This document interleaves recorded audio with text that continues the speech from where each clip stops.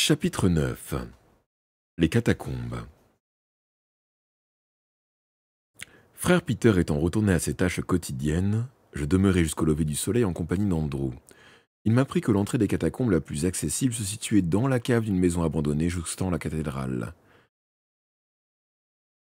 Pour passer inaperçu, mieux valait s'y rendre au crépuscule. À mesure que les heures s'écoulaient, je me sentais de plus en plus nerveux.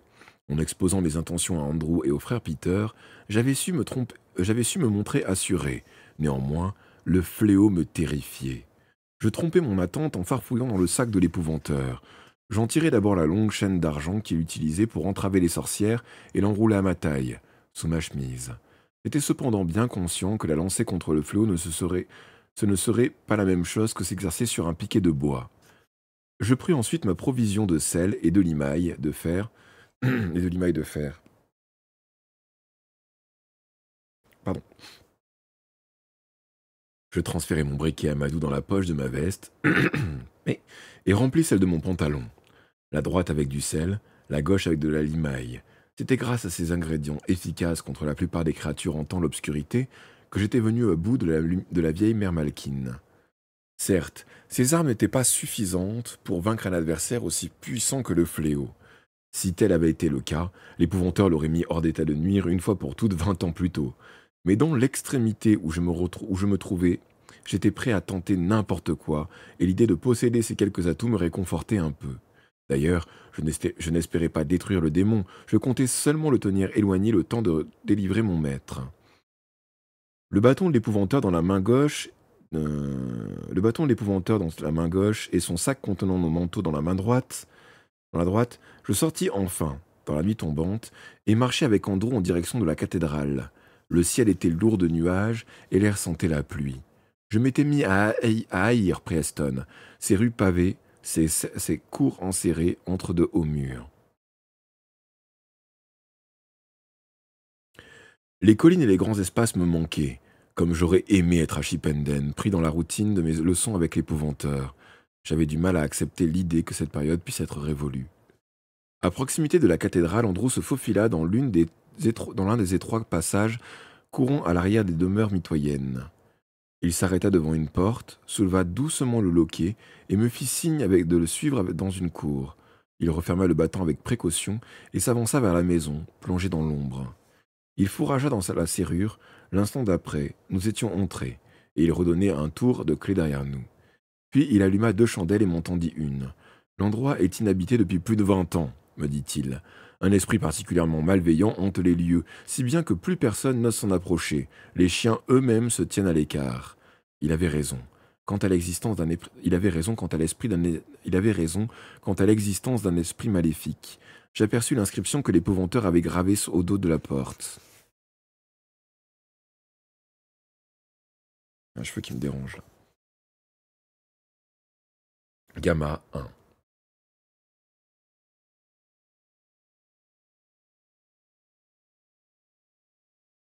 J'ai pas compris, Docteur Jekyll. Coucou à toi.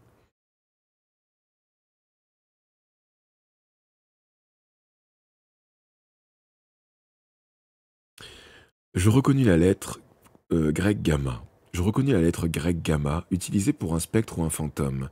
Le chiffre 1 signalait une créature de première catégorie, assez dangereuse pour pousser n'importe quel humain au bord de la folie.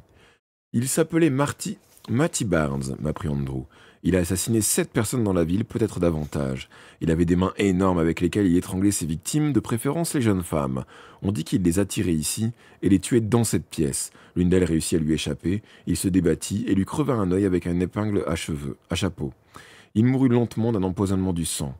John était sur le point de chasser son fantôme quand il lui parut préférable de n'en rien faire. Il avait l'intention de revenir un jour pour en terminer avec le fléau et voulait s'assurer que ce passage vers les catacombes lui serait accessible. Qui aurait envie d'acheter une maison hantée? Soudain, l'atmosphère se refroidit et la flamme de nos chandelles vacilla. Quelque chose venait. Avant que j'eus le temps de respirer, ce fut là. Je ne voyais rien, mais je devinais une présence tapie dans l'ombre, au fond de la cuisine. Et ça me fixait. Coucou Xylanov, comment vas-tu? Coucou Cyril aussi, à qui j'avais pas dit bonjour. Oui, je connais Dr. Jekyll. Ne rien distinguer rendait la situation pire encore. Les esprits les plus puissants peuvent choisir de se rendre visibles ou non. Le fantôme de Matty Barnes me prouvait sa force en restant caché, tout en me laissant savoir qu'il m'observait. De plus, sa méchanceté était perceptible. Il nous voulait du mal. Plus vite nous serions sortis d'ici, mieux cela vaudrait. Est-ce un effet de mon Est-ce un effet de mon imagination ou fait-il très froid me demanda Andrew. Oui, oui, il fait froid, répondis-je sans mentionner la présence du fantôme. Inutile d'effrayer mon compagnon plus qu'il ne l'était déjà. Bougeons-nous. Alors bougeons-nous, lança-t-il en se dirigeant vers l'escalier qui menait à la cave. L'habitation était bâtie selon le modèle typique des demeures urbaines du comté. 2 pièces au rez-de-chaussée, 2 pièces à l'étage et un grenier sous le toit. La porte du cellier était située au même endroit que dans la maison de Horshaw, où l'épouvanteur m'avait fait passer ma première nuit d'apprenti. Cette maison était hantée, elle aussi, et afin de vérifier mes aptitudes à ce travail... À toi, oui, toi qui viens de t'abonner. Et merci du coup, Dr. Jekyll. Merci de nous avoir rejoints. Installe-toi confortablement en espérant que tu te sentiras bien ici. Merci à toi. Cette maison était hantée elle aussi, et afin de vérifier mes aptitudes à ce travail, mon maître m'avait ordonné de descendre à la cave, et m'avait demandé de descendre à la cave à minuit. On n'oublie pas une telle nuit. Rien que d'y penser, j'en frissonne encore aujourd'hui. Andrew et moi rejoignîmes le sous-sol. À part un tas de vieux tapis qui puaient le moisi, le lieu était vide.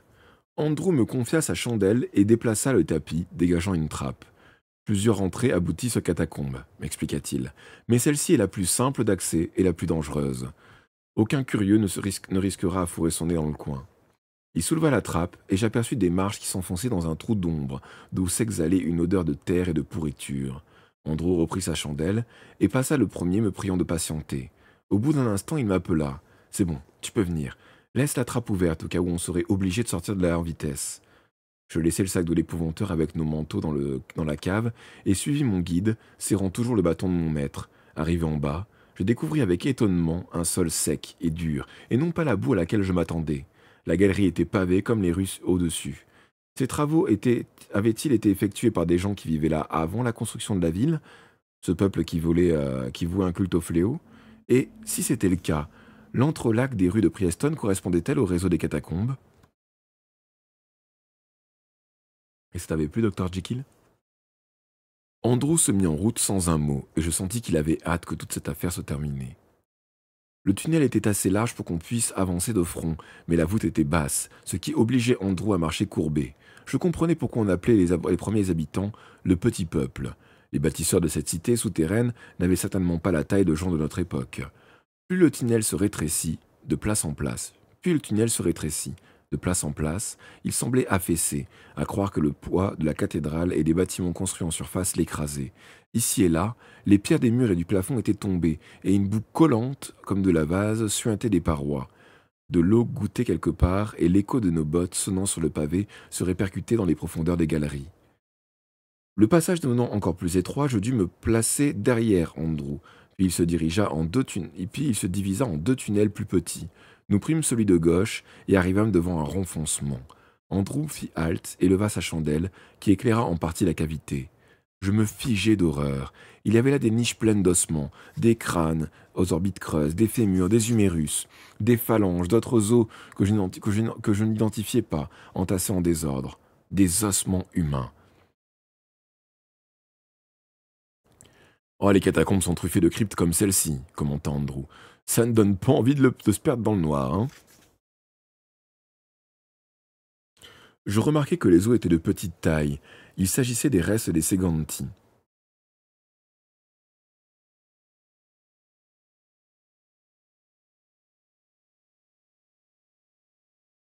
Ah ouais, donc du coup, je te spoil. Fais attention, du coup. Nous continuâmes et j'entendis un clapotis d'eau. Au tournant suivant, un ruisseau apparut. Il court sous la rue principale, devant la cathédrale, m'expliqua Andrew. Désignant 9 larges pierres plates affleurant à la surface du flot noir, il ajouta « C'est ici que nous allons passer. » Une fois de plus, Andrew ouvrit la marche, sautant agilement de pierre en pierre. Parvenu de l'autre côté, il se retourna et me regarda accomplir ma traversée. « Oh, c'est facile ce soir, commenta-t-il, Après une forte pluie, l'eau recouvre parfois le gué, on risque alors d'être emporté. Bientôt, le bruit du ruisseau s'éteignit derrière nous. Soudain, Andrew s'arrêta, et je vis par-dessus son épaule que nous étions arrivés devant la grille. Et quelle grille! Je n'en avais jamais vu de pareille. Du sol au plafond, d'une paroi à l'autre, un portail de métal fermant totalement la galerie. Ce métal luisait à la lumière des chandelles. C'était de toute évidence un alliage contenant une forte proportion d'argent qui avait dû être forgé par un artisan de grand talent. Les barreaux constitués de plusieurs barres fines enroulées en spirale formaient un motif complexe. Plus je les observais, plus leur forme semblait changer. Andrew me fit face et posa une main sur mon épaule. Voici la grille d'argent. Maintenant écoute bien, c'est capital. Y a-t-il quelque chose dans les parages, quelque chose qui appartient à l'obscur? Je ne crois pas. C'est suffisant, rétorqua Andrew d'un ton sec. Tu dois en être convaincu. Si cette créature s'échappait, elle terroriserait tout le comté et plus seulement les prêtres. Aucune sensation de froid ne me signalait la proximité de l'obscur. Toutefois, je respirais profondément et me concentrais pour vérifier cette impression. Rien. Je ne perçus rien. La voie est libre, lançai-je. Tu en es sûr? Tout à fait sûr. Oui, j'en suis sûr. Andrew fouilla dans la poche de son pantalon et s'agenouilla. Il y avait une petite porte insérée dans la grille, dont la minuscule serrure se trouvait au ras du sol. Il y introduisit avec précaution une clé tout aussi minuscule. Je me souvins de l'énorme clé que j'avais remarquée sur le mur de son atelier. On aurait pu imaginer que la plus grande était la plus importante, or, c'était l'inverse. Quoi de plus formidable, en effet, que cet objet miniature dans la main du serrurier qui protégeait le pays de la malignité du fléau. Il batailla avec la serrure, ôtant et réintroduisant la clé à plusieurs reprises. Enfin, elle tourna, et la porte s'ouvrit. Andrew se redressa. « Tu es toujours décidé. » Je hochai la tête et m'agenouillant à mon tour, glissai le bâton par l'ouverture et m'y faufilai à quatre pattes. Andrew referma immédiatement la grille derrière moi et me passa la clé entre les barreaux. Je la mis dans ma poche gauche, bien enfoncée dans la limaille de fer.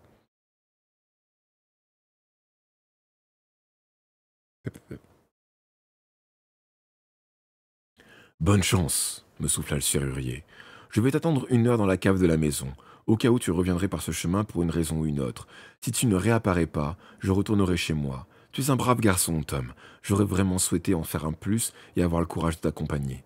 Je le remerciai, puis le bâton dans ma main gauche et la chandelle dans la droite, je m'enfonçai dans l'obscurité. À peine avais-je fait 3 pas que l'horreur de mon entreprise me submergea. Qu'est-ce qui m'avait pris? Étais-je devenu fou? J'étais descendu dans le repaire du fléau et il pouvait surgir à tout moment.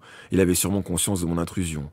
J'inspirai profondément et me rassurai en pensant que, puisqu'il ne s'était pas rué par l'ouverture de la grille lorsqu'Andrew l'avait ouverte, c'est qu'il n'avait pas encore perçu ma présence. Et si les catacombes étaient aussi immenses qu'on le prétendait? Le fléau se trouvait peut-être à des milles de là. Quoi qu'il en soit, que faire sinon avancer? La vie de l'épouvanteur et celle d'Alice dépendaient de ma réussite. Au bout d'1 minute de marche, j'arrivai à un embranchement. Me rappelant les indications du frère Peter, je m'engageai dans le tunnel de gauche. L'air autour de moi se refroidit, je n'étais plus seul. Au-delà de l'espace éclairé par la chandelle, j'apercevais des formes imprécises, vaguement lumineuses, évoquant un vol de chauve-souris, entrant dans la galerie. Entrant et sortant des cryptes creusées de chaque côté de la galerie. À mon approche, elles disparurent. Elles n'avaient pas osé venir trop près, mais j'étais sûr qu'il s'agissait de fantômes du petit peuple.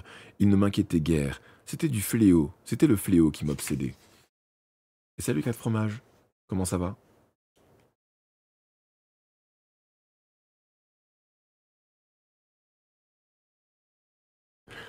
Tout est possible, tout est réalisable, 4 fromages. Plus loin, le tunnel faisait un coude. À l'instant où je obliquais sur ma gauche, je dérapais. J'avais marché sur une substance molle et collante. Je reculai et abaissai la chandelle pour mieux voir. Ce que je découvris me laissa les jambes flageolantes et la bougie trembla dans ma main. Sur le sol, il y avait un chat mort. Ce qui m'effrayait n'était pas qu'il soit mort, mais la façon dont il avait péri. Mais oui, l'animal avait dû se faufiler dans les catacombes à la poursuite d'un rat ou d'une souris pour y connaître cette terrible fin. Il gisait sur le ventre, les yeux lui sortaient de la tête. La pauvre bête était aplatie au point que son corps formait une grosse tache sur les pavés. Sa langue encore luisante indiquait que cela s'était passé récemment. Je frémis d'horreur. Il avait été pressé. Tel était le sort qui m'attendait peut-être si je rencontrais le fléau. Je m'éloignai en hâte de cet affreux spectacle et parvins au pied d'une volée de marche montant vers une porte. Si le frère Peter avait raison, la cave du presbytère était de l'autre côté. Je grimpai l'escalier et introduisis le passe-partout de l'épouvanteur dans la serrure. L'instant d'après, je poussai le battant de bois et le refermai aussitôt après avoir pénétré dans la cave, sans toutefois redonner un tour de clé. Mieux valait me réserver une issue au cas où j'aurais un problème avec la trappe, et de toute façon, le fléau ne pouvait pas s'enfuir par là. J'étais dans un vaste cellier encombré d'énormes tonneaux de bière et garni de casiers poussiéreux, chargés de bouteilles dont beaucoup devaient être là depuis fort longtemps, à en juger par les toiles d'araignée qui les drapaient. Il régnait là un silence mortel, et, à moins que quelqu'un soit dissimulé dans un coin pour mes pieds, l'endroit était désert. La flamme de la chandelle n'éclairait cependant qu'un étroit espace autour de moi et derrière les tonneaux. L'obscurité pouvait receler n'importe quoi. Avant que nous quittions la maison d'Andrew, le frère Peter m'avait appris que les prêtres ne descendaient à la cave qu'une fois par semaine pour en remonter leurs provisions de boissons, et que la plupart d'entre eux préféraient se tenir éloignés du sous-sol à cause du fléau.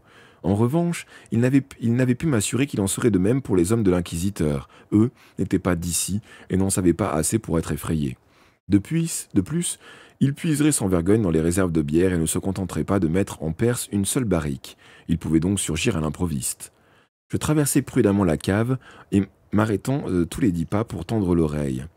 Je finis par distinguer la porte qui donnait sur le corridor et, en haut du mur de gauche, la trappe de bois. Nous en avions une autre semblable à la ferme. Notre domaine s'appelait autrefois la brasserie, parce qu'un précédent propriétaire y brassait la bière qu'il vendait aux tavernes des environs. Comme me l'avait expliqué le frère Peter, cette trappe permettait de descendre et remonter les tonneaux sans avoir à passer par le presbytère. Il avait raison, ce serait la voie la plus pratique pour s'échapper d'ici.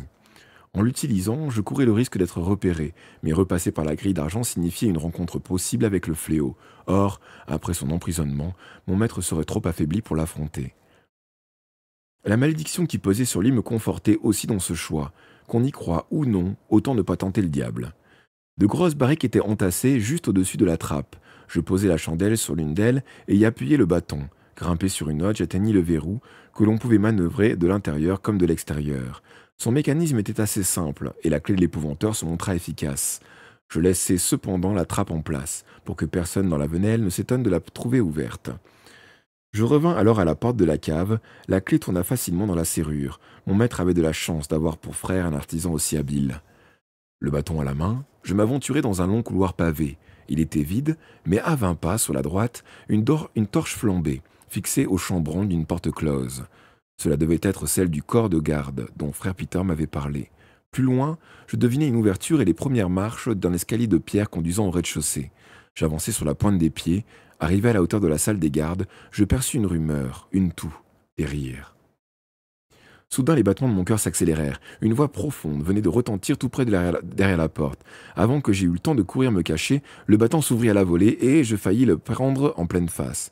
Je m'aplatis vivement contre le mur. De lourdes bottes sonnèrent contre les pavés. « Oh, je retourne à mon travail !» reprit la voix, que je reconnus alors. « Ah non, je retourne à mon travail !» reprit la voix que je reconnus alors. C'était celle de l'inquisiteur, et elle s'adressa à quelqu'un qui se tenait sur le seuil de la salle. « Qu'on envoie chercher frère Peter !» ordonna-t-il, « et qu'on me l'amène dès que j'en aurai fini avec l'autre. Si le père Cairns a laissé échapper un prisonnier, au moins a-t-il eu le bon sens de me révéler qui était à blâmer. Qu'on attache étroitement les mains de notre bon frère, de sorte que la corde entaille bien les chairs, qu'il sache exactement ce qu'il attend. On ne se contentera pas de rudes paroles, croyez-moi, les fers rouges lui délieront la langue. » En guise de réponse, un rire grossier et cruel monta du corps de garde. Puis l'inquisiteur refermait la porte et se dirigea à grands pas vers l'escalier, son long manteau noir flottant derrière lui. Je me figeai. S'il se retournait, il me verrait. Un instant, je craignais qu'il continue jusqu'à la cellule des prisonniers au fond du corridor, mais à mon grand soulagement, il s'engagea dans l'escalier. Pauvre frère Peter, il allait être soumis à la question par ma faute, et je n'avais aucun moyen de l'avertir, car j'étais le prisonnier échappé, et le père Cairns m'avait dénoncé. À présent, que l'inquisiteur tenait l'épouvanteur, il voudrait mettre la main sur son apprenti. Je devais libérer mon maître avant qu'il ne soit trop tard, pour lui comme pour moi. Je faillis alors commettre une grande erreur en m'apprêtant à gagner la cellule. Je réalisais juste à temps que les ordres de l'inquisiteur seraient exécutés aussitôt. En effet, la porte de la salle s'ouvrit encore. 2 gardes armés de gourdins en sortirent et marchèrent vers l'escalier. Lorsque le battant se referma, je me trouvai de nouveau à découvert et de nouveau, j'eus de la chance. Les gardes, eux non plus, ne se retournèrent pas. Après qu'ils eurent disparu, je restai immobile, le temps que le bruit de leurs pas s'éteigne et que les battements de mon cœur se calment. J'entendis alors des pleurs, une voix psalmodiant une prière. Cela venait de la cellule. Je m'élançai et m'arrêtai bientôt devant une lourde porte de fer dont la partie haute était formée de barres verticales. Je levai la chandelle et regardai à l'intérieur. Dans la lumière vacillante, la cellule offrait un spectacle affligeant, et l'odeur qui en montait était atroce. Il y avait là une vingtaine de personnes entassées dans un espace minuscule. Certaines semblaient dormir, allongées sur le sol, d'autres étaient assises, le dos contre le mur. Une femme se tenait debout près de la porte. C'était sa voix, j'avais entendu. Ce que j'avais pris pour une prière n'était en réalité qu'un marmonnement incompréhensible. Ses yeux roulaient dans leurs orbites. Les épreuves qu'elle avait endurées avaient dû la rendre folle. Je ne voyais ni l'épouvanteur ni Alice, ce qui ne signifiait pas qu'ils n'étaient pas dans la cellule. Ces gens étaient bien les prisonniers de l'inquisiteur destinés au bûcher. Sans attendre davantage, je posai...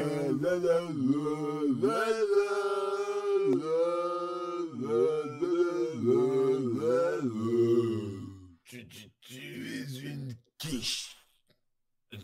Oui. Et merci Charoroto.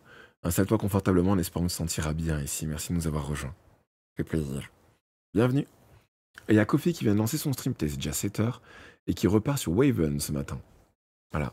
Si jamais ça vous intéresse, c'est par là-bas. Sans attendre davantage, je posai mon bâton et découvrais la serrure, et déverrouillai la serrure. Donc sans attendre davantage, je posai mon bâton et déverrouillai la serrure. J'avais l'intention d'entrer pour trouver ceux que je cherchais, mais avant que la porte soit tout à fait ouverte, la femme qui chantonnait s'avança et me barra l'accès.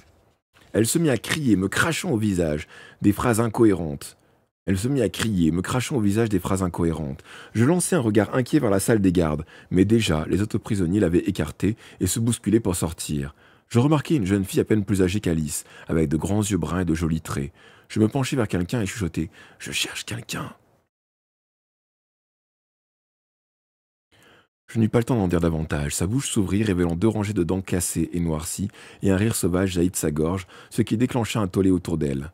Ces gens avaient été torturés. Ils avaient passé des jours, voire des semaines, dans l'attente de la mort. Il était vain de faire appel à leur raison pour les inciter au calme. Des doigts s'accrochaient à moi. Un grand type dégringandé, aux longs bras et au regard éperdu, s'empara de ma main gauche, la serrant à m'en briser les os. Il la secoua avec gratitude. « Merci, merci !» Quoi-c'est-il ? Je réussis à me libérer et récupérer mon bâton.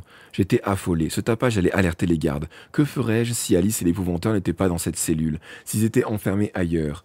Je n'eus pas le temps de vérifier, car rudement poussé en avant, j'étais déjà au-delà du corps de garde, et en quelques secondes, je me retrouvais devant la porte de la cave, entouré d'une troupe de prisonniers. Bien que les cris aient cessé, le brouhaha restait toujours trop fort. Je n'avais plus qu'à espérer que les gardes étaient en pleine beuverie. Ils devaient être habitués à entendre les appels des prisonniers et ne s'attendaient certainement pas à une évasion. Une fois dans la cave, j'escaladai les tonneaux et, en équilibre sur la pointe des pieds, je relevai la trappe. J'aperçus par l'ouverture les contreforts de la cathédrale. Un souffle d'air froid et humide me balaya le visage. Dehors, la pluie tombait dru. Des gens grimpèrent derrière moi. Le grand escogriffe qui m'avait remercié m'écarta d'un coup de coude et se hissa de l'extérieur. Puis il me tendit la main. « Viens !» fit-il. J'hésitai. Je voulus savoir si l'épouvanteur et Alice étaient hors de la cellule. La seconde d'après, une femme était grimpée à son tour et levait les bras vers l'homme qui l'agrippa par les poignets et l'extirpa de la cave. Je n'avais pas saisi ma chance. Les autres prisonniers se bousculaient, se battant presque dans leur hâte, désespérés de se sauver de là. Un homme toutefois gardait son calme. Il fit basculer une barrique et la roula près des tonneaux, entassés sous la trappe, pour former une marche et faciliter l'escalade. Il aida une vieille femme à monter et lui soutint les jambes pendant que l'autre, dehors, la tirait vers le haut. Beaucoup de ce malheureux avaient déjà pris la fuite, mais il en arrivait sans cesse. J'avais repris la chandelle et la tenais levée, mes yeux allant d'un prisonnier à l'autre, dans l'espoir de reconnaître mon maître et mon ami. Une pensée me frappa tout à coup, et s'ils étaient trop malades ou trop faibles pour bouger, et qu'ils n'avaient pas eu la force de quitter la cellule. Je n'avais pas le choix, je devais retourner là-bas pour m'en assurer. Je sautai du tonneau, trop tard, un cri retentit, des voix furieuses s'élevèrent, des bottes résonnèrent sur le pavé du corridor, un grand costaud fit irruption dans la cave, brandissant un gourdin. Il balaya l'endroit du regard et avec un rugissement de rage, se jeta sur moi.